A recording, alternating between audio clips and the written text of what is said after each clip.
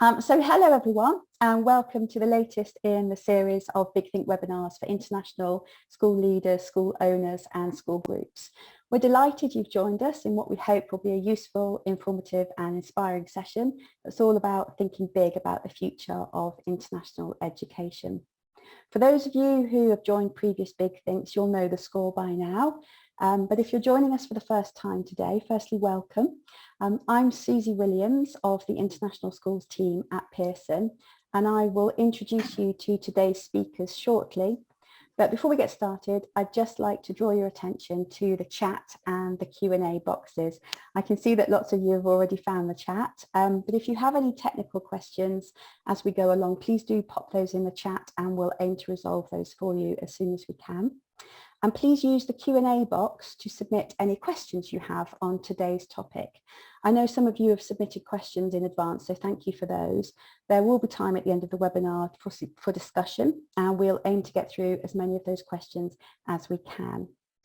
Finally, to help us understand a little bit more about you all here today, we have a quick poll which will be appearing on your screens now.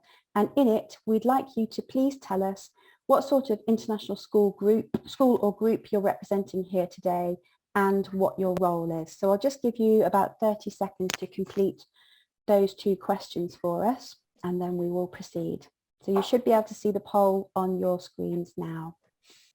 Okay, so it looks like 40% of you are joining us from an international school offering a British curriculum, 13% an international school offering an IB curriculum, 3% offering a US curriculum, and let's have a look. There's a real mix of school groups, owners and others, and 27% of you are principals or head of school. And then the next biggest group is 23% of you members of the teaching team. You are all very welcome here today. We are delighted that you have joined us. So thanks for that. Now, without further ado, I'm delighted to introduce our speakers for today's webinar, Elizabeth Moore and Jessica Yarbrough. Elizabeth is Vice President of Learning Research and Design at Pearson. Her work involves developing and applying evidence-based frameworks and resources to support employability and lifelong learning outcomes. She's passionate about integrating opportunities for learners to develop, practice and demonstrate personal, social and emotional capabilities to support their success in school, work and life. And Jessica Yarbrough is a senior research scientist in skills research within Pearson Learning Research and Design team. Jessica uses empirical studies and existing research to support the development of knowledge and skills frameworks within Pearson products. Welcome, Elizabeth and Jessica, and over to you. Thank you, Susie, and hello to everyone and welcome. So we presented with the Big Think a couple of months ago, and we discussed current trends that are changing the nature of work and what impact those trends will have on the skills that learners need to succeed in the workplace of the future. In that presentation, we focused primarily on the human skills like critical thinking and problem solving, creativity, communication, and collaboration. And these are the skills that are going to be so important when we think about trends in automation and technology and increasing remote work. There are other changes that are going on and that we anticipate that we will see in the workplace of the future that are going to have implications for the needs for employees to consistently reskill and upskill. And today we're going to be talking about the skills that will help prepare learners for that aspect of the workplace of the future. So first, and there we go. I did want to start off with a poll just to get everyone thinking. So this statistic comes from the World Economic Forum's Future of Jobs report. What percentage of current employees will need reskilling in the next 5 years? Or in other words, what percentage of employees will need to learn new skills for their jobs within the next 5 years? Okay, so actually, everyone was thinking it was a little bit more frequent than what the study found. So this particular study said that the employees or employers surveyed thought that about half of the current employees would need reskilling within the next 5 years, which is a pretty high number. And the reason that we are seeing employers think more about reskilling and upskilling is because the way that we do work is really changing. So obviously the COVID-19 pandemic has caused very massive and immediate disruption and change to the workforce or the workplace. But we've also seen ongoing advances in technology and automation and a rise in globalization, which are causing more gradual but nonetheless really substantial changes. And one of the implications of these events and trends is that the work that we do and how we do work is expected to change. The core skills that employees need for their jobs are expected to change over smaller and smaller timeframes. And experts anticipate that we're going to see many new jobs emerge and enter the economy. And these are jobs that we don't even know what skills they will require. So as a result, there's going to be a greater need for workers to learn while they're on the job and to learn later in life. It wasn't that long ago that you did most of your learning in formal education, you entered one job, and then did basically the same job or the same type of work for your entire working career. And we really just don't expect that to be the case moving forward. Fortunately, there are skills that we can teach learners during formal education that are going to help prepare them to thrive in this workplace of the future where change is really a constant and learning is expected. We're going to focus on two sets of skills today.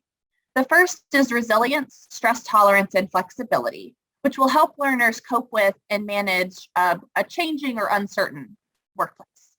And secondly, we're going to talk about active learning and learning to learn, which helps learners to take responsibility for their own learning, both while they're in school as employees who are expected to learn while on the job.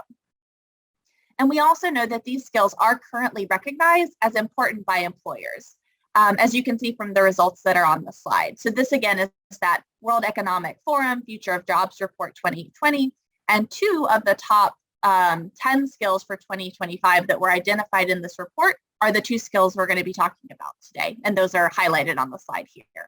So now I'm going to turn it over to Elizabeth to discuss that first skill. Hi, everybody. As Jessica mentioned a little bit ago, we presented, I've lost track of when it was, but it was another big thing a month or more ago. I don't know if there are some people on this call now who were in that session. But like Jessica said, that session was really focused on what school leaders and instructors can do to support development of those soft skills like critical thinking, collaboration, communication. And in that session, we talked really about, making the most of those opportunities in curriculum to have group work, research studies, project-based learning, making things not so, a single right answer, right? Building in opportunities for students to explore, defend their thinking, not just reach a single conclusion. So there's some other skills that are in that report that I think of as sitting almost on top of those. And it has to do with this resilience, stress tolerance, and flexibility, right? These are the skills that are going to help our students now just weather the disruption and change that we know from all the studies is in front of them. So I'm going to talk a little bit about resilience. There are many, many ways to describe this. It could be its own session. And I think we've all seen during the pandemic, maybe an article a week somewhere on how being resilient, is key to sort of making it through all of the challenges of pandemic life. So Jessica and I picked a few ways I think are important to sort of think about these if you want to unpack resilience. So first is self-awareness, right? One aspect of resilience is, does someone even know if they are resilient? Do they know they have areas of growth? Do they engage in self-reflection about what went well, what could be improved? Another aspect is around self-control, regulating behaviors and emotions, using strategies to focus on getting work done over something that's more immediately gratifying, like a distraction, some alternative. You actually, develop that kind of self-control to put away the immediate gratification to stay focused. Another we hear a lot about is growth mindset. I don't think that'll be a surprise to anyone on this call. So understanding and really believing that talents and abilities are not fixed and that they can grow and develop.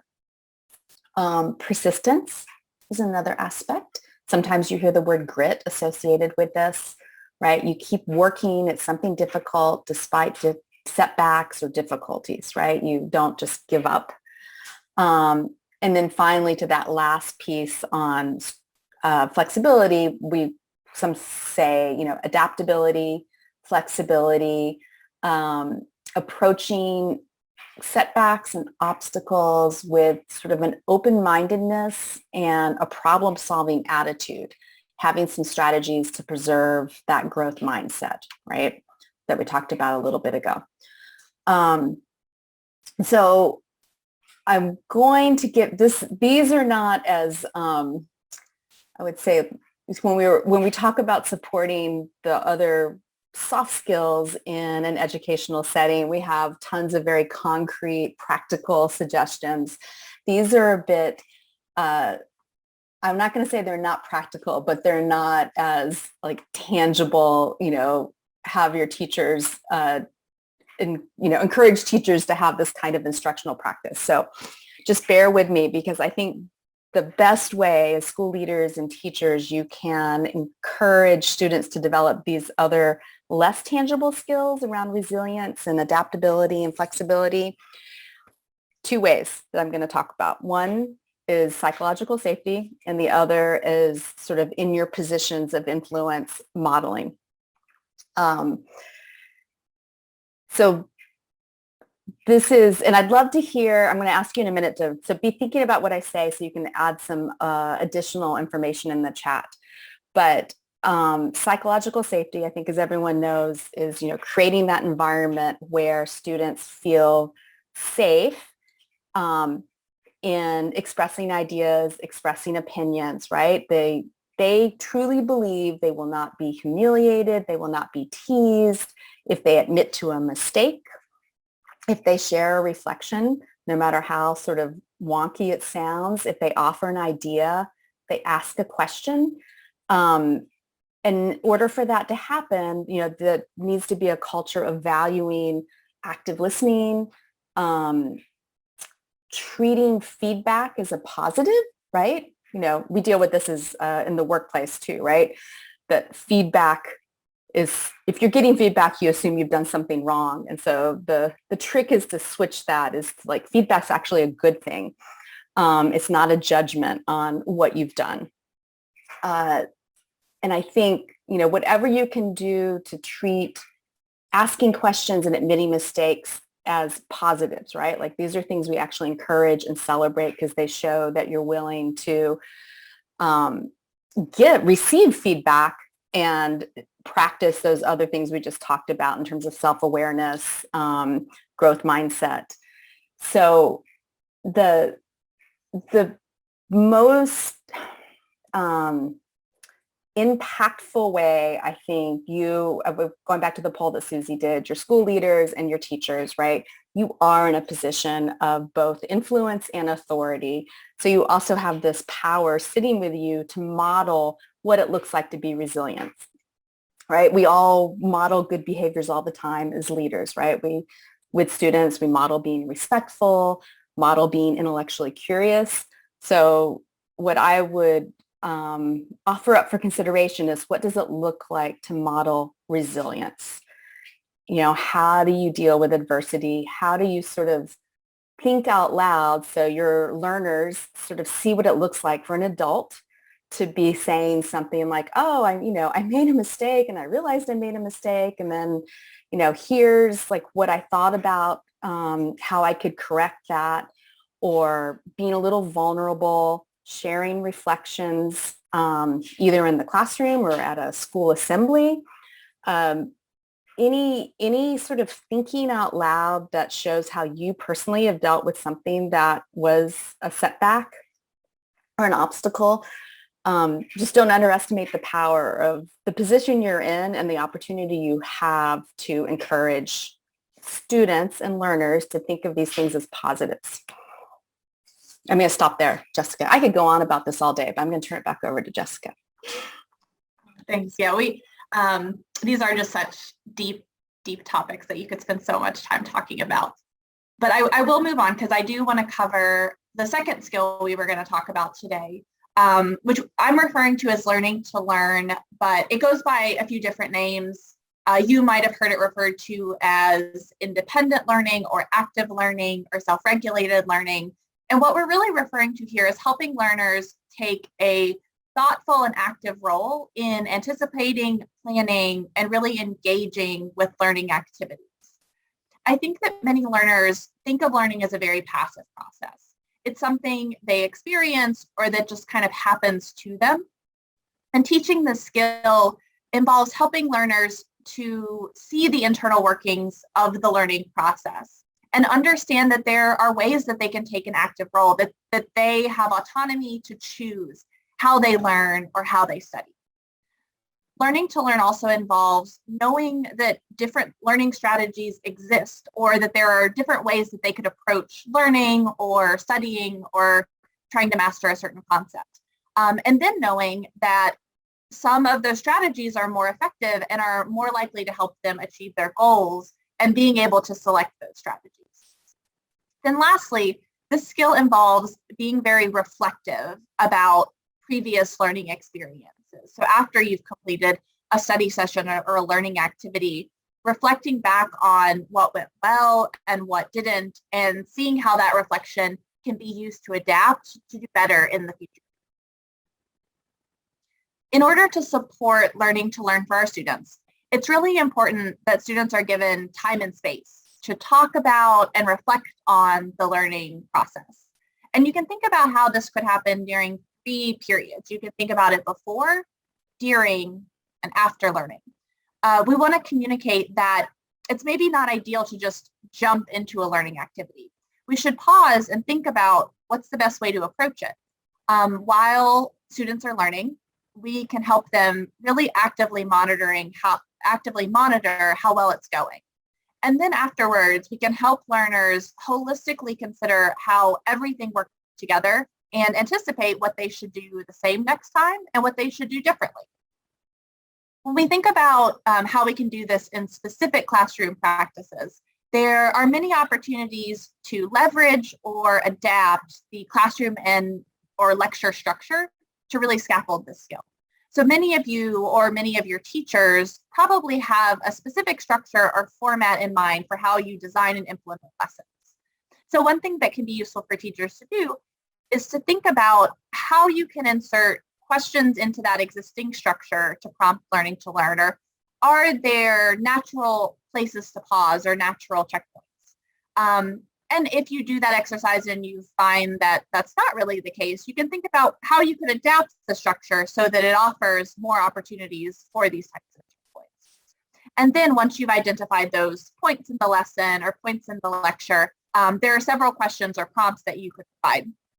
So before engaging in learning, you can ask learners to think through things like, what do I want to learn during this session?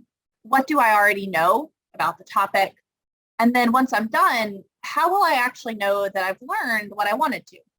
And then afterwards, you can prompt them to think about, what did I learn? What went well? Things like that.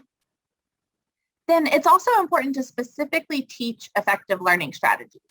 So we know from the research that strategies like practicing recalling information from memory, trying to explain new information to yourself, and spacing out practice is more effective than just rereading lecture notes or studying in one large chunk right before a test.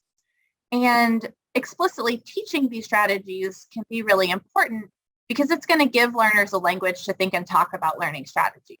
I think a lot of learners don't just naturally think of strategies for learning. They don't have that language. So teaching it and helping them become familiar and develop that language is one really important first step. Then you as the teacher can model or demonstrate the learning strategies. And then afterwards, once you have this shared set of learning strategies and the language to talk about them, you can prompt learners to ask themselves and self-identify what strategies they're using and what strategies they find more or less effective. And I wanted to go through a few of those learning strategies that I mentioned that we know from the science are effective and just give a little bit more info on those. So the first one is self-explanation. And this involves using prior knowledge to explain new material to yourself. And it's a way of really consolidating new information while you're studying with what you already know. So that promotes deeper learning.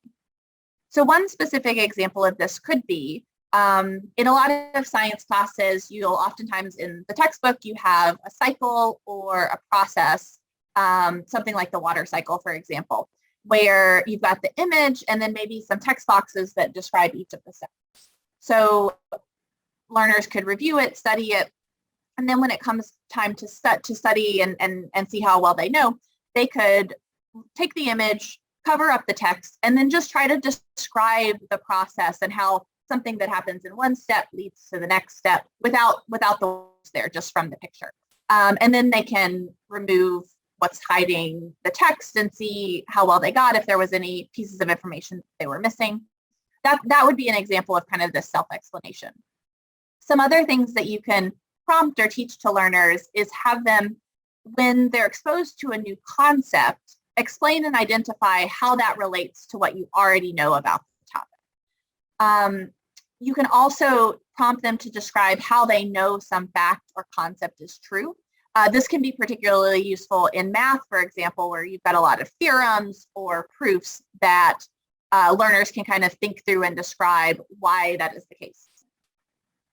This next one is similar to our kind of discussion about the water cycle or process, but when learners are presented with a demonstration or a simulation or description, they can infer and sort of describe what do they expect to happen next. Then lastly, learners can explain how one step in the problem-solving process contributes to, for example, a solution as a whole. So how do you get from that particular step to a broader solution? Next, I'll talk about this idea of practice testing.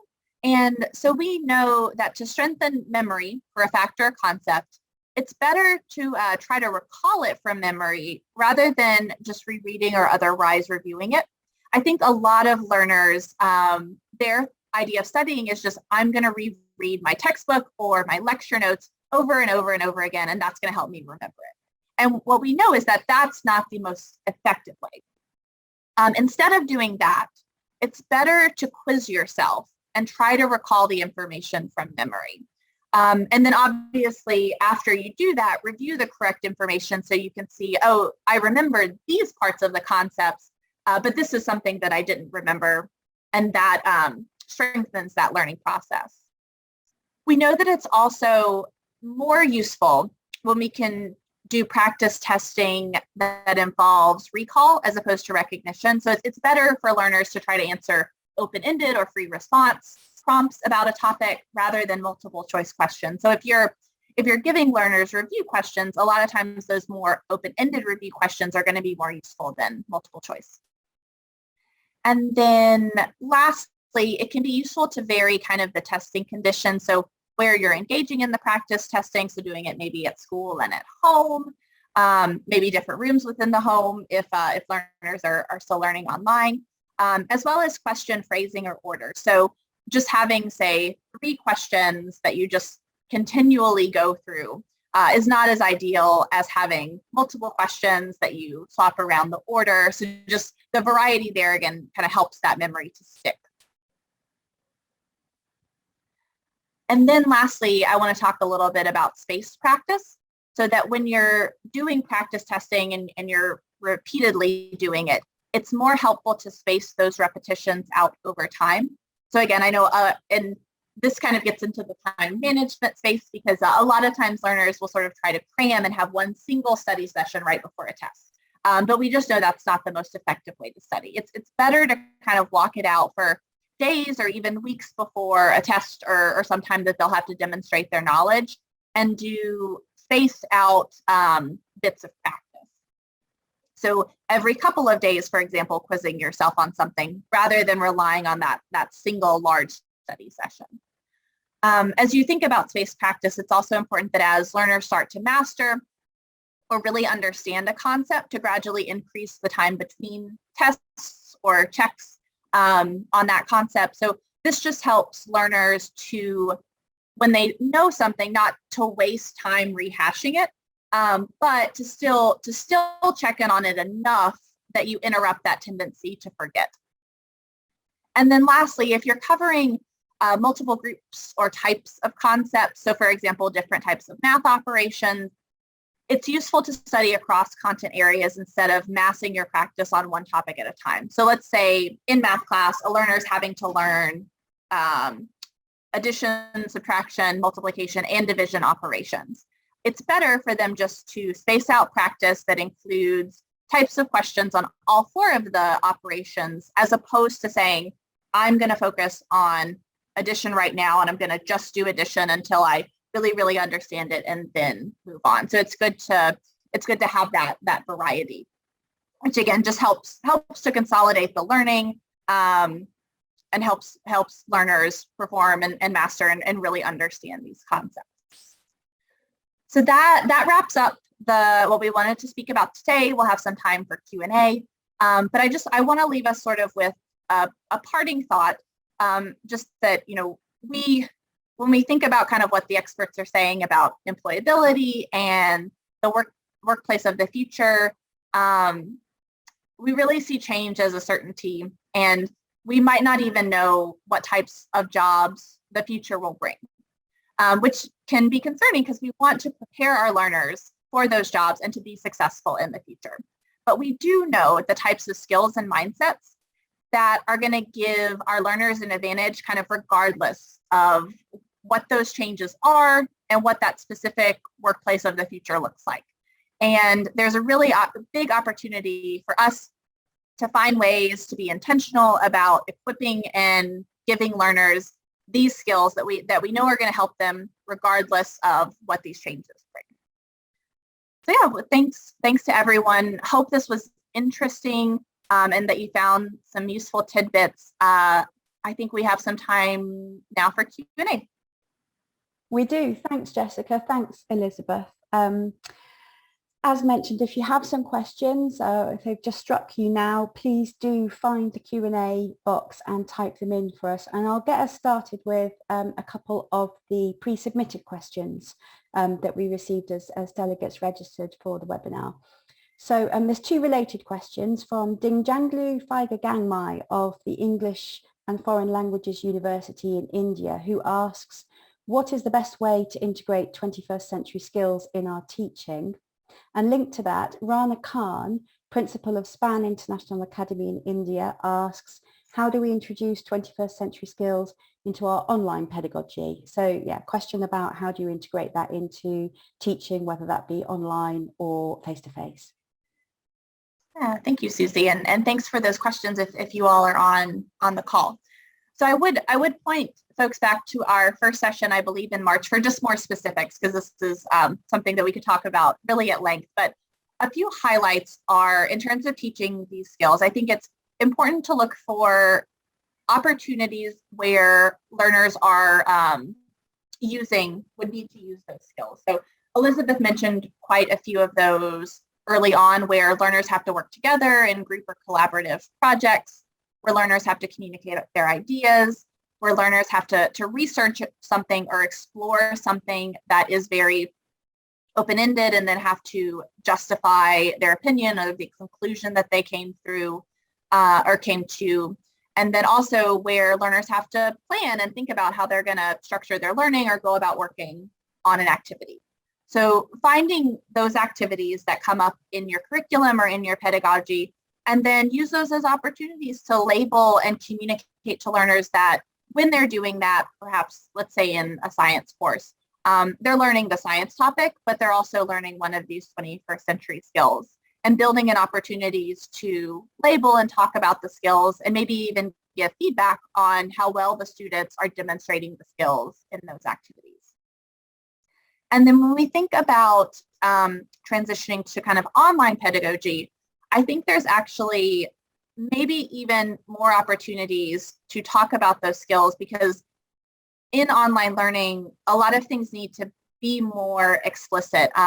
there needs to be more structure because it's something new and unfamiliar to perhaps the learners or even the teacher. So when we think about doing online group projects, you can be even more specific about how this is an opportunity for collaboration. Here are the strategies for collaborating. Here are the different, presenting with different ways to engage or work with each other online, and how you can think about which are going to be most effective for what we're doing.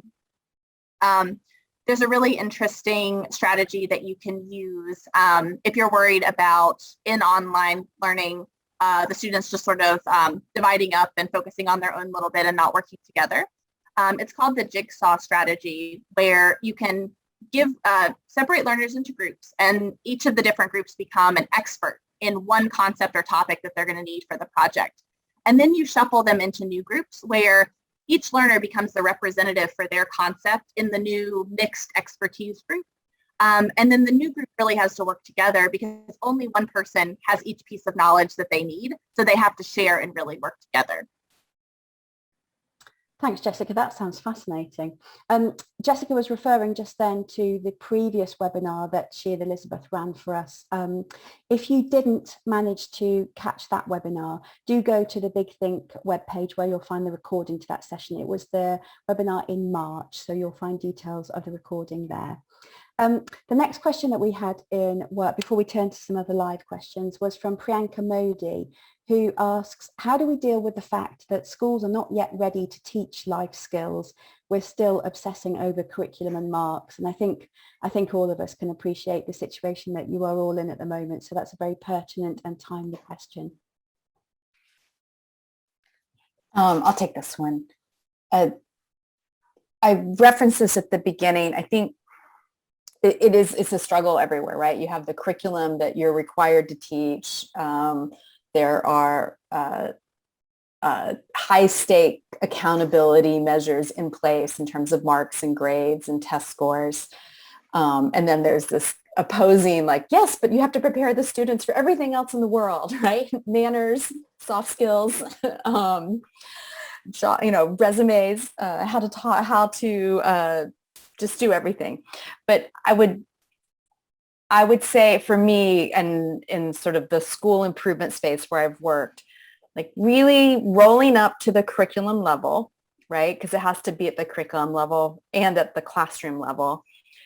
But taking the curriculum you have to teach, the required, scope and sequence, and just really intentionally looking for those opportunities where there's a way to reach the objectives of the standards, but through group work, through research projects, to field study, project-based learning. So it's sort of, it's not undermining the curriculum in any way, but there's like direct instruction, and then there's an opportunity for students to really explore. And it's not going to be fit for purpose for everything, but it's sort of a curriculum level review, I think, of where are the best opportunities across all subjects, not just the science ones, to flip something to put the inquiry of the learning back in the, back on the learners. And it's not an easy thing, and I think it's probably what everyone's already doing anyway, but just really intentionally going through a curriculum and going, okay, what in here can I make more open-ended, more inquiry-based, more project-based, is the way to balance out the other task of, you have to teach the curriculum, there have to be grades, but you de-emphasizes that a little bit to put it back on the learners, and you still will get the grades and you still will teach the curriculum. Brilliant. Thanks, Elizabeth.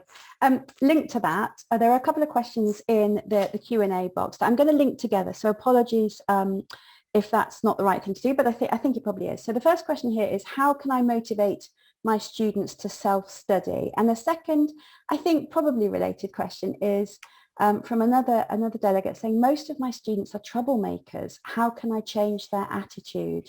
So yeah, I think linking those two together and a bit more about the sort of the independent learning, the self-study, and how to motivate that skill within students would be great. Yeah, thank you. So I'll take a first pass, and then Elizabeth, if you want to add anything. So with the caveat that these are very challenging problems. So it's not like there's a single strategy that would perfectly solve it. But I think a couple of things that you can attempt and try. One is to figure out ways to give learners choice and autonomy in learning. We just know that when folks, and these are children or adults or anyone, feel like they have some say or control in what they do, they're usually going to be more motivated. And sometimes that means not giving them any choice, but maybe choice between two things are important, as opposed to maybe the choice they would make, which would be not to study at all. But trying to find those places where learners can have autonomy and choice. And then another is trying to think about making connections between learning and things that students value. And that's going to be really different for each individual student. But I think a little bit of exploration, even for students that maybe are really unengaged or unmotivated, you can find the thing that you can make that connection between. If you work hard and really work on this topic, it's going to help you get to what you ultimately want to do. So those are just two strategies that come to mind to try there.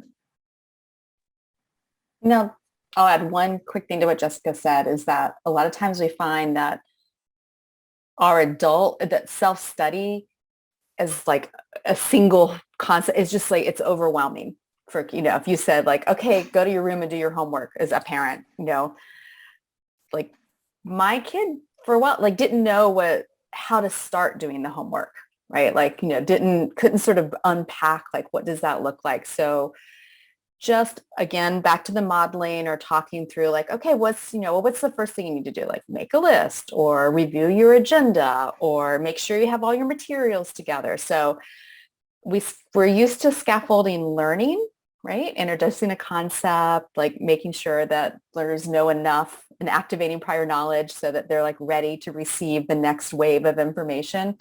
But I think that we sometimes underestimate how much support students need that would be really obvious to older learners or adults. And sometimes as an older learner, you assume knows how to do these things, but they've just never had the opportunity to go, okay, I don't even know what self-study looks like. I don't even know how to start, which then is going to make them switch off, which may also lead to your troublemakers. I don't know. It's not always a one-to-one, but I think having taught a lot of troublemakers that the defensive position is to be a troublemaker because you've switched off in everything else because it was all a bit, you didn't have the confidence to do it. So the other option was to cause trouble.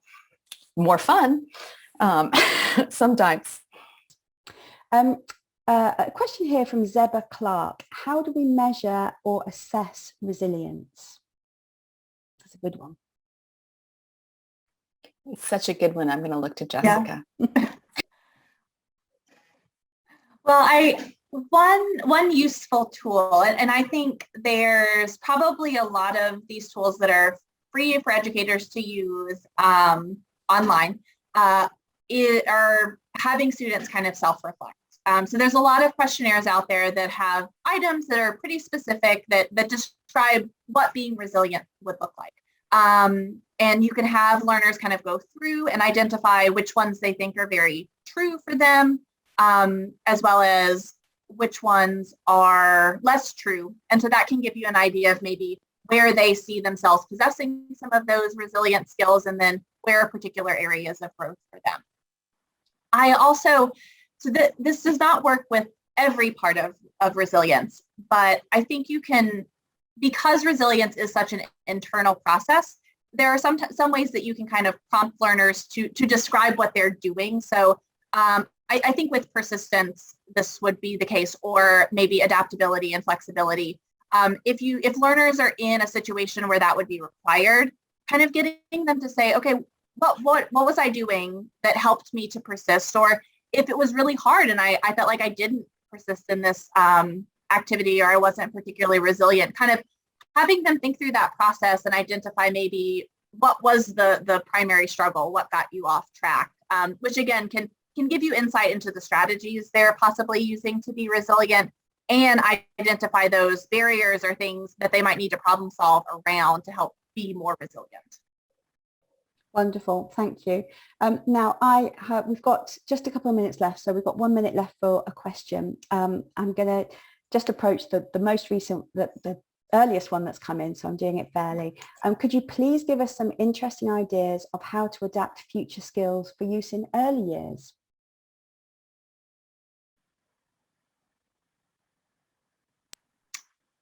You want to go first, Jessica? You want me to go? Yeah, you go first on this one. If you have something in mind. Well, I mean, I'm thinking of some of,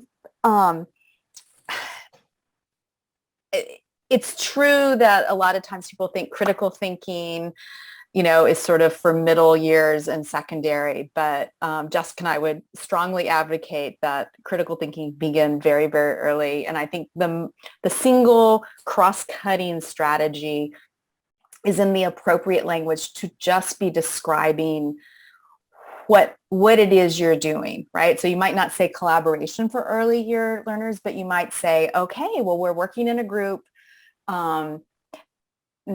Jessica just said something, the thing you just did, you added to what Jessica said.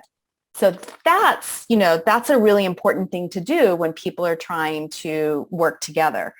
So as a classroom teacher, using any opportunity to label something like a bit specifically, that's the thing you just did. Will you explain to me why you thought that? That's really important. That's a really good thing to do.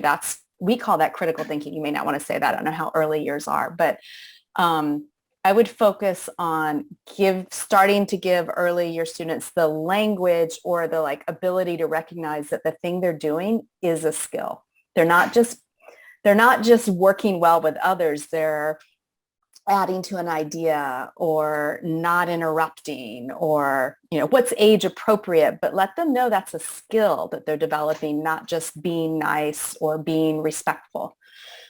Jessica, what would you add to that? Yeah, I think that's great. I would just add a couple of other, I think, really foundational things for younger learners are asking questions, just kind of exploring things, being able to say what they think and give a reason why.